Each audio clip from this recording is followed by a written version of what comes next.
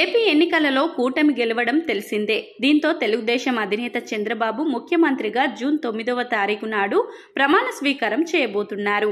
అమరావతిలో ఈ కార్యక్రమం ఘనంగా నిర్వహించనున్నారు.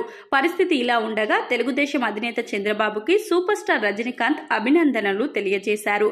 ఎన్నికల్లో అపూర్వ విజయం అందుకున్న నా మిత్రులు చంద్రబాబు, సీఎం స్టాలిన్ కు అభినందనలు. అలాగే మరోసారి ప్రధానిగా బాధ్యతలు చేపడుతున్న ప్రధాని మోదీకి కంగ్రాట్స్ అని ట్వీట్ చేశారు.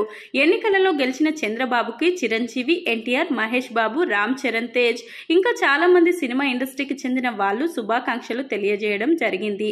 ఈ ఎన్నికలను తెలుగుదేశం అధినేత చంద్రబాబు చాలా ప్రతిష్టాత్మకంగా తీసుకున్నారు. వ్యూహాత్మకంగా నిర్ణయాలు తీసుకొని ప్రభుత్వ వ్యతిరేక ఓట్లు చీలిపోకుండా బీజేపీ, జనసేన పార్టీలతో పొత్తులు పెట్టుకోవడం జరిగింది. ఎన్నికల ప్రచారంలో పక్కా వ్యూహాలను అమలు చేయడం జరిగింది.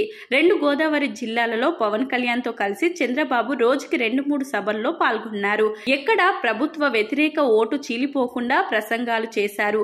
అభ్యర్థుల విషయంలో కూడా చాలా హోంవర్క్ చేసి నిలబెట్టుకోవడం జరిగింది. ఈ రకంగా పక్కా ప్లానింగ్ తో దిగిన టీడీపీ కూటమి జరిగిన ఎన్నికలలో కూటమి 164 అసెంబ్లీ, 21 పార్లమెంటు స్థానాలను గెలవడం జరిగింది.